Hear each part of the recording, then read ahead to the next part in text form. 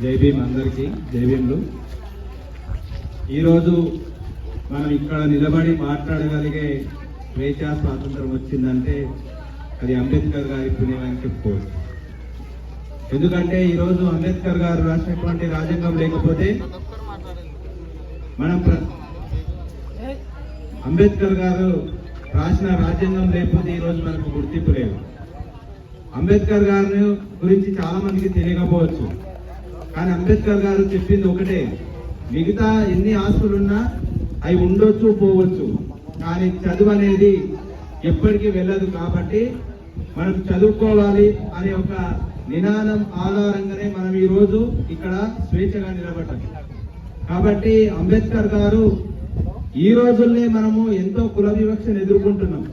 మనం సమాజంలో వాడు ఏం చదివిండు, ఏం పదవి ఉంది, ఎంత చదివిండు అనే ఆలోచన లేకుండా ఇప్పటికీ పైకి చెప్పకుండా వాళ్ళ అంతర్లీనంగా వాళ్ళ కులాలను మాత్రమే ముందుకు తీసుకొచ్చే పరిస్థితులు కనిపిస్తున్నాయి. కాబట్టి మిత్రులారా, మనము డబ్బు ఏ విధంగానైనా సంపాదించవచ్చు, కానీ నాలెడ్జ్ అనేది మనం సంపాదించలేము, అంత తొందరగా రాదు. కాబట్టి మనం ఫస్ట్ మన పిల్లలు కానీ మనం కానీ మొదటగా చదువుకోవాలి. చదువుకుంటేనే మన యొక్క ఈ కుల వివక్ష అనేది, కులాలు అనేది వెళ్ళిపోతాయి. ఒకప్పుడు చిన్న ఉదాహరణ ఏంటంటే, ఈ సమాజం చదువుకోనప్పుడు ఏదన్నా ఒక ఇంటర్ క్యాస్ట్ మ్యారేజ్ జరిగితే గొడ్డళ్ళు తీసుకొని, కత్తులు తీసుకొని, కట్టెలు తీసుకొని కొట్లాడే పరిస్థితి. ఈ రోజు అలాంటి వాతావరణం లేదు. ఎందుకంటే ఈ రోజుల్లో ఒక 8 రోజులు 10 రోజులనే ఊర్లలో స్వేచ్ఛగా కులాంతర వివాహం చేసుకున్నా తిరగలుగుతున్నారంటే ఈ రోజు సమాజం ఎడ్యుకేట్ అయింది, సమాజము జ్ఞానోదయం పొందింది. దానికి అంతటికి కారణము అంబేద్కర్ గారి.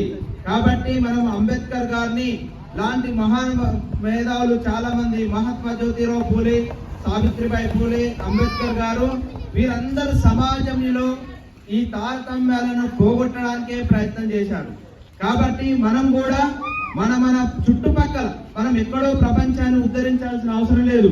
మన పక్కన ఉన్నటువంటి మన చుట్టుపక్కల మన ప్రాంతాన్ని మనం ప్రభావితం చేయగలిగితే అది సమాజాన్ని మనం ఉద్ధరించినట్లే, అంబేద్కర్ గారి ఆశయాలని మనము కొనసాగించినట్లని ఈ యొక్క సందర్భంగా నాకు ఇచ్చినటువంటి పెద్దలకు మరియు ఈ అంబేద్కర్ ఈ సెలబ్రేషన్ చేసినటువంటి సభ్యులకు, నా కుటుంబ సభ్యులకు అందరికీ ధన్యవాదాలు తెలియజేస్తున్న ఈ అవకాశం ఇచ్చిన అందరికీ ధన్యవాదాలు.